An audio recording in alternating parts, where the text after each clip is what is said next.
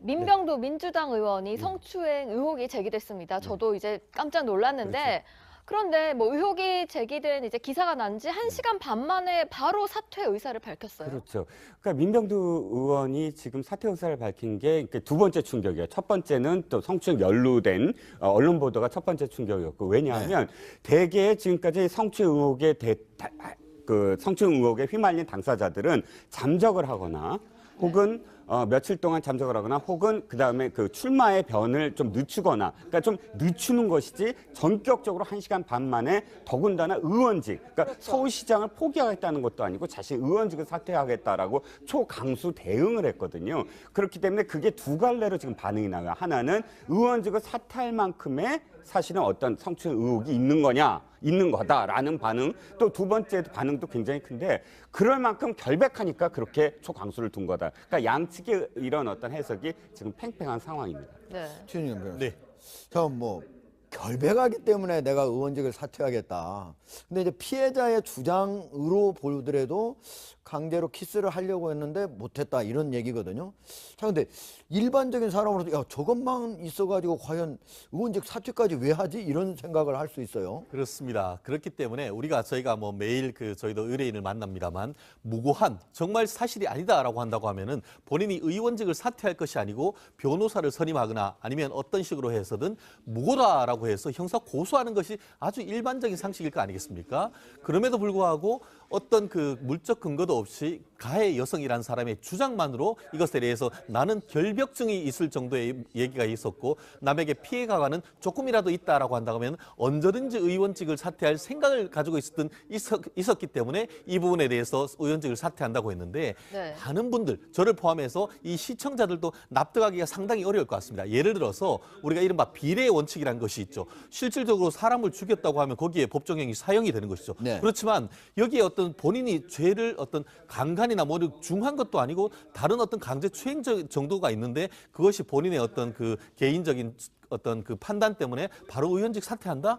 이 부분에 대해서 납득하기가 상당히 어려운 점이 있습니다. 그래서 오늘 보도를 볼 때도 이것 이외에 혹시 다른 어떤 숨겨진 일이 있는가 하는 의혹이 있기 때문에 본인으로서는 이 부분에 대해서 훨씬 납득하게 하는 그런 후속 절차가 필요하지 않을까 싶습니다. 네, 어제 이제 사퇴 발표하고 난 다음에 민병도 의원의 부인과 아들이 또 민 의원을 감싸는 듯한 또 약간 이제 그런 글을 올려가지고 또 인터넷에서 한창 논란이 되고 있거든요. 어떤 내용인가요? 예, 일단 그 부인이 글을 올렸는데, 의원직 사퇴에 대해서는 이것은 남편다운 결정이다. 우리 남편의 평소에 강직한 성격으로 미루어 봤을 때 설사 성추행이 없었다 하더라도 뭐 같이 노래방에 갔다는 것 자체가 내 기준에서 용납할 수 없는 실수다, 부끄러운 일이다. 민병두 의원이 그렇게 말을 하고 있는데, 부인이 보기에도 내 남편은 성격상 그럴 수 있는 사람이다. 그래서 의원직 사퇴한다고 했을 때 나는 그것을 지지하고, 다만 권력형 성범죄를 저지를 수 있는 사항은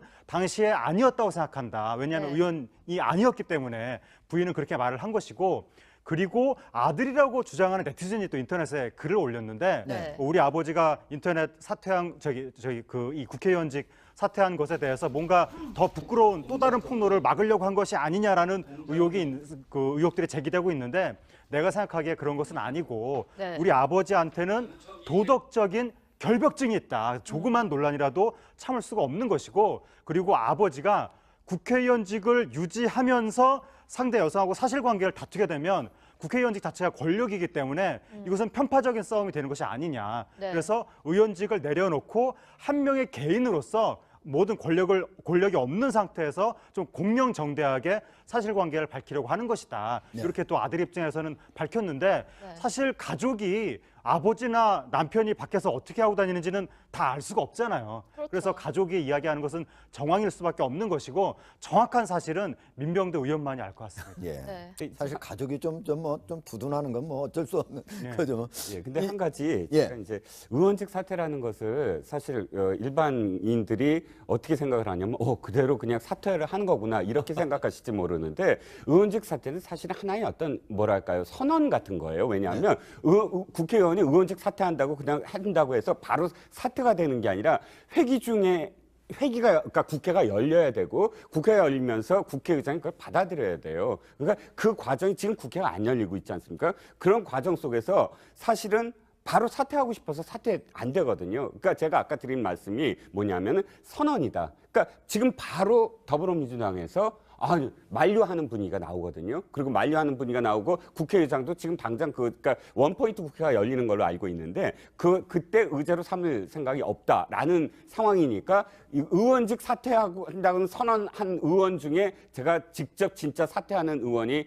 굉장히 적은 걸로 알고 있어요. 진짜 그 네. 사퇴하는 날까지. 그래서 지켜봐야 된다라고 뭐 그러니까 결국은 지금 왜 더불어민주당은 그동안 미투 운동에 대해서 상당히 강력하게 비난하고 그랬는데 왜 민병두 의원의 사퇴에 대해서는 오히려 만류하는 입장이 많은 조금 거예요? 정치공학적으로 좀 봐야 되는데요. 왜냐하면 지금 이 하반기 국회에서 제1당의 위치를 차지하려면 현역 의원이 계속 있어야 돼요. 지금 그러니까 민주당에서는 지방선거도 못 나가게 하고 있거든요. 그렇죠. 지방선거를 나가려면 의원직을 사퇴하고 나가야 되는데 그러면 하반기 국회에서 일당이 안 됩니다. 일당이 안 되면 국회의장직 줘야죠. 상임위원장에서 또 손해봐야죠. 그러면 하반기에 국정 운영이 굉장히 손해가 되거든요. 그래서 일단 만류하는 분위기가 첫 번째 있고 두 번째는 지금 이 아들이 한 얘기 중에 좀 들여다봐야 될 게 2008년도 벌어진 일입니다. 근데 2008년도는 사실은 의원이 아니었죠. 낙선자였어요. 네. 낙선자 신분으로 이제 만났는데 물론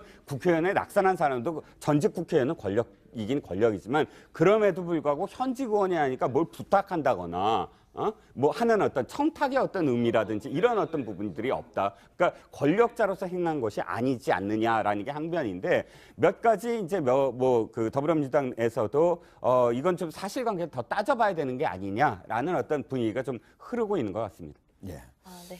자, 가족들이 뭐 의원, 즉 남편의 그런 것들에 대해서 뭐 이런 얘기 저런 얘기 할 수는 있겠지만 사실은 이제 또 그런 얘기를 하면서도 피해자의 제2차 피해까지도 좀 생각을 해보는 그런 좀 사려가 필요를 하겠죠. 네. 자, 다음 사람으로 한번 넘어가 보려고 하는데요. 오늘 오전에는 내연녀를 공천했다는 의혹이 제기된 박수현 전 청와대 대변인이 기자회견을 열었는데요. 그 목소리 먼저 듣고 이야기 이어나가도록 하겠습니다. 오영환 씨와 저희 전처 등은 제가 청와대 대변인으로 재직하던 2017년 7월경 저에게 수백억 원대의 권력형 부정청탁을 했습니다. 이 서류가 아까 제가 말씀드렸던 제가 청와대 대변인 재직 시에 저희 전 보좌관을 통해서 그렇게 전달을 받았던 내용입니다. 예. 이것도 전체 다 송구가 됐으니 참고를 해주시기 바라고요. 그 박수현 전 청와대 대변인 같은 경우에는 뭐 미투 운동과는 좀 성격이 다른데요. 지금 박수현 전 대변인과 그리고 오영환 씨 그리고 박수현 전 대변인의 전 부인 이렇게 각자 주장이 다 다르거든요. 정리 부탁드릴게요. 그렇습니다. 참 박수현 전 대변인 같은 경우에는 마른 하늘에 날벼락이 떨어졌다 이렇게 얘기를 해야 되겠죠. 네. 실질적으로 그 본인 그 선거 사무실 앞에는 이 안희정의 친구다라고 얘기를 해서 안희정의 직접적인 후를 잇고 그 도정을 이어나가겠다고 가장 크게 그 본인의 어떤 셀링 포인트를 했었는데 안 지사가 이와 같은 미투로에서 타격을 입음으로써 문제가 생겼고 그와 더불어서 바로 문제가 생긴 것이 본인의 이른바 불륜 논란인 것이죠. 이번에 네. 미투와는 관계없는데 네. 이 부분과 관련해서 왜 이 논란을 했느냐라고 해서 나는 정치적으로 공격을 당하고 있다라고 하면서 오늘 인터뷰를 했는데요. 그 내용이 지금 뭐냐면은 이 오씨라는 사람과 전처가 실질적으로 작년에 본인의 청와대 대변인으로 있을 때 부정한 청탁을 한 두세 가지 해왔다는 것이죠. 네. 그러면서 구체적인 증거를 대면서 하나가 서울시 토지를 한 20년간 무상 임대를 해달라. 거기에 이제 그 전기차 사업을 하겠다라는 그것 하나하고 또 은행에 알선을 저리에 한 400억 정도로 알선을 하는데 좀 연결을 시켜달라. 그런 부탁을 했었었는데 그것에 대해서 본인이 거절을 하니까 그것에 대한 앙심을 품고 이와 같은 지금 선거를 앞두고 문제를 제기하고 있다라고 했는데요. 이거는 어쨌든 아직은 박수현 전 사실은 아닌 대변인의 것이죠. 그냥 주장이에요. 주장이에요. 그렇죠. 그 네. 부분에 대해서 서로 주장에 대한 공방이 벌어지고 있는 가운데 결국 사실의 실체는 나중에 밝혀지겠지만 결국 선거를 앞두고 박수현 전 대변인 입장에서는 상당히 어떻게 보면 열심히 선거운동을 하지 못하게 되는 그런 입장이기 때문에 본인의 어떤 마음은 정말 천근만근 무거울 수밖에 없는 상황인 것 같습니다. 네, 박수현 전 대변인은 불륜 의혹에 대해서도 해명했는데요. 그 목소리 듣고 이야기 이어갑니다. 최근 들어 저를 둘러싼 이런 악의적인 온갖 추잡한 거짓은 진실한 고백과 용서와 화해라고 하는 미투의 본질과 전혀 관계가 없는 것입니다. 사랑했었고 저를 위해 젊은 날 자신이 모든 것을 헌신하면서 저를 사랑했던, 그래서 지금도 이 순간에도 가슴이 찢어지게 아픈 그러한 제 전처의 또 저와의 그런 치부를 드러내면서까지 굳이 진실을 밝히고 싶지 않았습니다. 네, 이동근 시장님. 네. 지금 어쨌든 박수현 전 청와대 대변인 거는 뭐 강제로 무슨 성추행을 했다, 뭐 아니면 성폭행을 했다 이런 미투하고 달리 불륜 의혹인데, 그런데 어쨌든 그럼에도 불구하고 더불어민주당에서는 박수현 지금 후보의 자격을 뭐 배제하겠다 이런 얘기까지 나오고 있는 것 같아요. 네, 그렇습니다. 지금 민주당 입장에서는 아까 그 민병두 의원 건은 좀 더 상황을 상황 진전되는 걸 지켜봐야 된다라는 입장인데, 박수현 전 청와대 대변인하고 정봉주 전 의원과 관련해서는 원칙대로 하겠다라는 게 공식 입장입니다. 원칙대로 한다는 건 조금이라도 의혹이 있으면 전적으로 배제하겠다. 그러니까 박수현 대변인 같은 경우는 아마도 민주당 경선에서 배제되는 것이 아니냐. 지금 현재 분위기까지는 그렇습니다. 내일 결정이 된다고 내일 하거든요. 결정되고요. 이게 지금 불륜 문제라고 말씀하셨는데, 불륜 문제는 내부적인 본인의 문제고 그것이 아니라 누군가를 기초의원을 공천했는데 그 기초의원과 사실은 어떤 그런 사귀는 사이다, 내지는 어떤 뭐 동거하는 사이다, 이런 식의 지금 의혹이 있기 때문에 그건 좀 다른 문제로 더 해명이 더 필요한 부분이라고 보였습니다. 네. 다음으로 성폭행 의혹으로 검찰 조사를 받은 안희정 전 충남지사 보시고 이야기 이어갑니다. 예, 그럼 그 혐의를 인정하신 건가요? 앞으로 검찰 조사와 진행 과정에서 이야기가 계속 오늘 조사에서는 그럼 특히 어떤 부분 소명하셨습니까? 앞으로도 조사 과정이 더 많이 남아 있습니다. 그 과정은 그 과정대로 성실하게 임하겠습니다. 김지은 씨에게 한마디 해주시죠. 저를 지지하고 저를 위해서 열심히 했던 제 참모였습니다. 미안합니다. 그 마음의 상실감 그리고 배신감 여러 가지 다 미안합니다. 지금 안희정 전 지사의 경우 들어갈 때도 김지은 씨한테 사과 안 했고, 예. 나올 때도 안 하다가 기자가 김지은 씨에 대해서 어떻게 생각하냐고 구체적으로 물으니까 그때서야 이제 겨우 미안하다고 사과를 예. 했어요. 어떻게 보세요? 그러니까 그게 좀 이상했는데요. 이게 지금 안희정 전 지사하고 피해자라고 주장하는 그 김지은 씨, 이렇게 두 사람이 당사자 아니겠습니까? 네. 네. 그러면 보통은 이럴 때 뭐 연예인도 그렇고 정치인도 그렇고 사과를 할 때 제일 먼저 사과를 하는 대상이 상대편 당사자한테 사과를 하고 그 다음에 이제 뭐 불특정 다수한테 메시지를 전하는 것인데, 이번에 안희정 전 지사 같은 경우에는 말씀하신 대로 출두할 때 상당히 준비된 멘트인 것으로 보이는 사과 메시지를 발신을 했는데, 거기서 보면 도민, 국민, 가족만 언급하고 김지은 씨는 언급을 안 했단 말이죠. 그래서 이게 지금 정확하게 사과하는 자세냐, 그러니까 뭐 국민이나 도민이나 가족할 때는 사과를 했지만 그 사과에 진정성이 있는 것이냐, 사람들이 이제 그런 지적을 할 수밖에 없는 것이고, 심지어는 나올 때에도 본인이 먼저 사과를 한 것이 아니라 기자가 물어보니까 그제서야 사과를 했는, 그 김지은 씨한테 사과를 했는데, 그 사과도 어떤 행위에 대한 사과를 한 게 아니라 그냥 상대방이 느끼는 배신감 이런 식으로 애둘러서 했기 때문에 네. 이것은 정상적인 사과가 아니지 않느냐. 그러니까 이게 정말 진정성이 없어서 좀 이렇게 이 비상식적인 사과를 한 것인지, 아니면 애초에 이 김지은 씨하고는 분명히 이제 다퉈볼 생각이 있어가지고, 그러니까 김지은 씨 측에서 자신을 피해자라고 주장하는데 안 전 지사 입장은 아니다, 피해자가 아니다, 나도 그런 식의 가해는 하지 않았고 합의된 관계였다, 이것을 계속 일관되게 밀고 나가기 위해서 김지은 씨에 대한 사과는 전략적으로 하지 않은 것인지, 네. 이거는 뭐 좀 더 지켜봐야 될 것 같습니다. 그러니까 하재근 평론가님 얘기처럼 지금 안희정 지사가 정작 검찰 조사에서는 혐의를 완전히 부인하고 강제로 안 했다 이렇게 얘기를 했다는 거예요. 실질적으로 이 부분에 있어 가지고는 아까 말씀하신 것처럼 그저께 검찰에 출두할 때 가족과 국민에게만 그 사과를 했다는 것은 뭐 저도 그걸 딱 보면서 이거는 한마디로 나는 무죄다 이 전략으로 지금 나가고 있다라는 것을 볼 수 있다라고 얘기했는데 네. 실제로 한 언론의 보도를 봤을 때에 안희정 지사가 자기의 여동생에게 전화를 해서 부적절한 성관계는 있었지만 성폭행은 없었다라는 그런 보도가 나왔습니다. 결국 그와 같은 이른바 무죄, 죄를 부인하는 기조로 지금 나가고 있는데 다만 약간 그 변동은 있는 것 같습니다. 말씀드렸듯이 검찰에 출두할 때는 분명히 피해자에게 전혀 어떤 미안한 언급 없이 상당히 그래도 당당한 모습으로 나왔는데 한 9시간 정도 조사를 받고 나올 때의 표정을 봤을 때는 상당 부분 이 피해자에게 미안하다라고 했는 모습을 봤을 때는 결국 본인은 어떻게 내가 무고하기 때문에 빨리 조사를 해달라라고 갔지만 본인의 생각과 다르게 상당한 물증이나 이런 것을 가지고 검찰이 이 안전지사를 압박했을 가능성이 있습니다. 그렇기 네. 때문에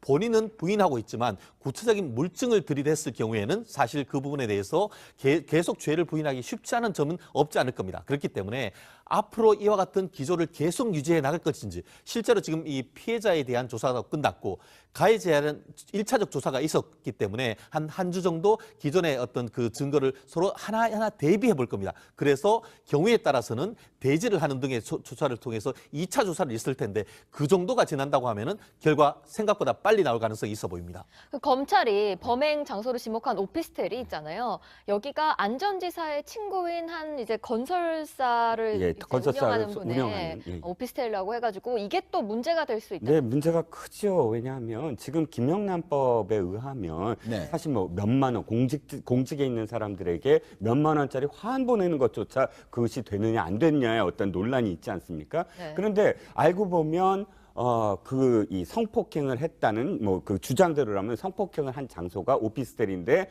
말씀하셨듯이 지인의 그 소유하고 있는 오피스텔입니다. 그러니까 이 오피스텔을 비밀번호, 예를 들어서 방을 들어갈 수 있게끔 비밀번호를 공유하게 만들어준 것이죠. 그렇다면 어떤 것들을 지금 특혜를 제공한 건데 그럼 특정 목적에 있었던 것이 아니냐. 네. 일종의 이것도 하나의 어떤 뇌물이 될 수 있다라고까지 할 수가 있는 것이죠. 그러니까 너무나 그 과정조차도 부적절했다. 공인이 자신이 어떤 그런 관계도 그렇지만 그걸 이용하는 과정조차도 어떤 특혜 논란이 될 수 있다는 것을 인지하면서도 그것을 행했다? 이건 공인으로서의 자세가 아니라는 것이죠. 실제로 이 언론 보도를 보면 이 그 오피스텔이 네. 한 4억 원 정도 되고 평소에 시가로 월세는 한 그 보증금이 2천만 원에 월 150만 원 정도 된다고 합니다. 작년 8월에 거기에서부터 생활하도록 했다고 하고 실제로 이번 보도를 보면 거기에 상당히 한 10박스가 넘는 개인 사물을 외부로 유출했는 것을 미루어 짐작했을 때에 네. 안희정 지사가 거기에 이른바 서울에 있는 안가로 이용했을 가능성이 상당히 있고 그렇다고 한다고 하면 월 150만 원 곱하기 한 9개월 내지 10개월 된다고 하면은 그 금액조차도 한 1,500만 원 전후가 된단 말이에요. 네. 그렇다고 하면은 이 그 김영란법 이외에 말씀하신 것처럼 이 그 직무 관련성이 뭔가 있다라고 한다고 하면은 네. 현금으로 1,000만 원 이상의 어떤 돈을 받았다라고 할 수 있는 부분이 있기 때문에 이 부분 정말 이 성추행과 관련된 뿐만 아니고 이와 같은 뇌물 논란도 있을 수 있기 때문에 검찰 이 부분 아마 내부적으로는 이미 충분히 조사하고 있지 않을까 싶습니다. 네. 예, 하재근 평론가님. 예. 다른 사람 얘기해 보죠. 정봉주 전 의원 같은 경우는 이제 서울시장 기자회견 하려다가 이제 안 했어요. 예. 그런데 그럼에도 불구하고 피해자가 얘기한 거는 전면 부인했었거든요. 예. 근데 이에 대해서 다시 피해자가 아니다고 또 재반박을 했다면서요. 예, 그래서 지금 정봉주 전 의원 입장이 굉장히 난처하게 됐는데 말씀하신 대로 강력하게 부인하는 이제 그 부인을 했었는데 바로 이어서 피해자라고 주장하는 분이 전혀 그렇지 않다라고 이제 또 다른 어떤 뭐 날짜에 착각이 있었다라는 식으로 이야기하면서 정봉주 의원한테 상당히 적개적인 표현까지 쓰면서 네. 뭐 나를 고소해라 이런 식으로까지 하면서 이제 강력하게 반발을 한 거죠. 근데 거기에 대해서 정봉주 의원이 다시 입장을 밝혔는데 나의 결백을 입증할 사진이 있다. 그러니까 그 어떤 부적절한 행위가 있었다고 과거에 이야기되는 그날에 내가 다른 곳에 있었다고 증명할 수 있는 무슨 뭐 기념사진이라든가 이런 게 아마 있나 봅니다. 그러니까 네. 그런 게 있다고 주장을 하면서 내일 기자회견을 하고 모든 것을 밝히겠다고 했으니까 네. 내일 정봉주 전 의원이 뭐를 밝히려는지 좀 지켜봐야 될 것 같습니다. 그렇습니다. 그런데 지금 김어준 씨가 전에 네네. 한번 이제 미투가 공작이 될 수도 있다 이런 식으로 얘기를 해서 논란이 한번 일었었거든요. 네네. 네, 그렇습니다. 그런데 지난 9일에 또다시 뭐라고 했냐면 이제 정봉주에 이어 안희정까지 지금 터졌다 이러면서 미투를 공작으로 이용하고 싶은 자들이 분명히 있다. 다시 한번 이렇게 얘기를 했어요. 네, 그렇습니다. 그런데 사실 과정을 좀 더 지켜보시면 이것이 그런 논란과 좀 벗어나 있다는 걸 아실 게 지금 이 안희정 씨나 혹은 정봉주 씨, 뭐 민병두 의원까지 포함을 하면 이 세 사람을 보도한 언론들은 진보적인 매체, 소위 얘기하는 진보적인 방송국 또 가장 진보적인 매체들이었습니다. 만약에 이것이 우리가 보통 세칭 보수 언론에서 이렇게 했다 그러면 당장 뭐 그 공작 차원이라고 얘기하겠지만 왜 제보자들이 달려간 곳이 하필이면 진보 매체에 달려와서 이야기했겠습니까? 그만큼 사실은 어떤 정당성이 있다라는 부분으로 이해할 수 있는 부분인데 아마도 김어준 씨가 또다시 공작 차원을 이야기한 것은 민주당 쪽 인사들만 계속 폭로가 되는 일련의 어떤 상황과 그다음에 정봉주 씨와의 어떤 관계, 그 뭐 낙검수의 어떤 멤버라는 관계 이런 것들과 더불어서 반박할 여지가 있다라고 자신을 했기 때문이 아닌가. 그런데 두 번째 이번 발언 역시 부메랑이 될 가능성이 좀 커 보여서 지켜봐야 될 것 같습니다. 알겠습니다. 네. 진영 변호사님.